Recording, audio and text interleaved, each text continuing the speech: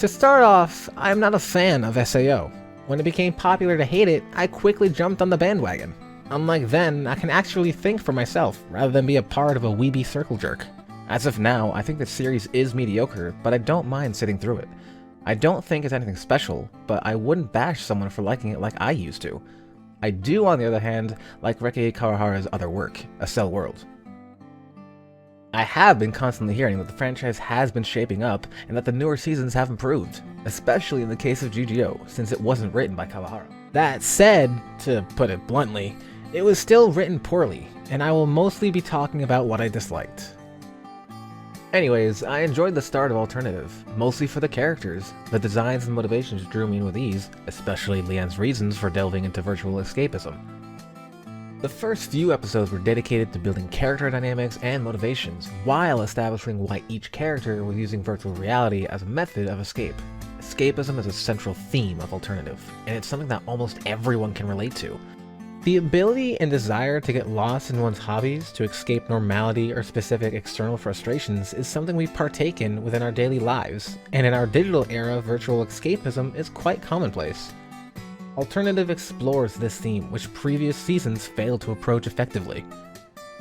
However, as I said before, the writing was bad, and my enjoyment dissipated past the 5-episode mark. GGO Alternative once again invites us into the titular world of GGO as we follow the misadventures of Len, a short, perky speedster sporting nothing but pink. Though in reality, she is a quiet-as-can-be introvert with a bit of a height complex. As in, she is actually rather tall in the real world, but hates this and uses virtual reality as a form of escapism. Now, her main location for grinding was a pink desert. It didn't take long for her to realize how well she blended in with the terrain. Taking advantage of said asset, she snuck up on other players as a part of her grinding, garnering her the nickname, the Pink Devil. During this, she meets someone by the name of Pitui. She had heard rumors of Len and wanted to see her for herself.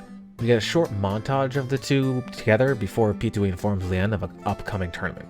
Pitui essentially forces Len to register and introduces her to M, her teammate for the tournament, and with that, our main cast is complete. It's the end of the previous mentioned tournament, and the following events that set the story up for failure. Sure, the concept they went for with M and the mysterious note that made him turn on Len had potential for a good character arc, but it was only that. Potential. Instead, things went down the same path as the original GGO.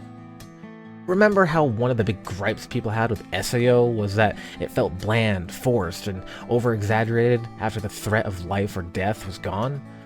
And then in a desperate attempt to regain people's attention, we got GGO and the, uh-oh, people can't die in VR, but wait, now they can!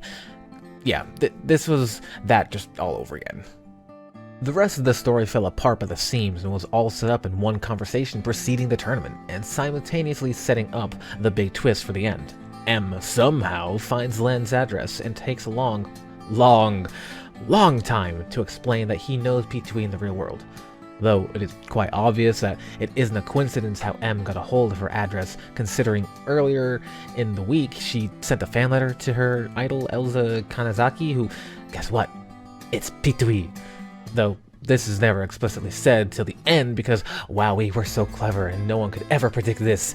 It is totally not blatantly obvious, and you get what I'm saying. In the letter, she mentioned the following. A, she missed the recent concert because the venue was too small and she was jokingly complaining. And B, saying she instead participated in a tournament followed by a description of her character. This twist, though, was obvious literally from the start of the show. We knew that at some point we will meet the protagonist's idol. In what way is unknown, but that doesn't matter. There was no way her friend in-game would have gotten her name and address if M hadn't seen the letter she sent to Elsa, also known as Pitui. The majority of the conversation with M consisted of him explaining Pitui's obsession with the concept of a death game and setting up the main conflict for the rest of the show. In a fitting manner for the show's exaggerated edge, she had always had some interest in the idea of death. She used to be a beta tester for SAO, but was devastated when she heard about the hellish death game that she missed out on. In an attempt to recreate this, she now plans to kill herself if she loses the next tournament, which this, once again, is taking the repetitive sloppy writing from the previous GGO and slapping it in right here.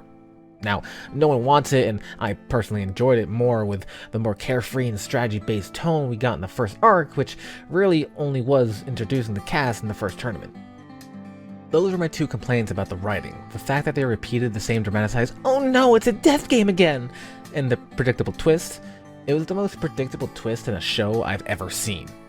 That aside, I enjoyed some aspects of the show. I got hyped up during all the fights, there was a lot of build-up during the action sequences, and the mix of good choreography and witty humor between both friends and enemies meshed really well. Earlier I mentioned I don't like SAO's over-dramatization, but that isn't always the case. To be fair, the scene at the end of the first tournament where M cried felt impactful to me. The facial expression he made was rather intense, which did set the tone for the upcoming interaction in the following episode. Sure, while distressed, it looked kinda goofy, but it was still impactful. Shows how at times they can achieve the dramatic edge they shoot for so often. In the end, I had something to mindlessly watch during spring break, so it did its job. I never really rate stuff, but I give the first half, or the first 5 episodes, an 8 out of 10, and the rest a Sword Art Online out of 10. To once again restate my thoughts and wrap this up, I enjoyed the first 5 episodes quite a bit, but after that it got way too predictable. Anyways, have a nice day!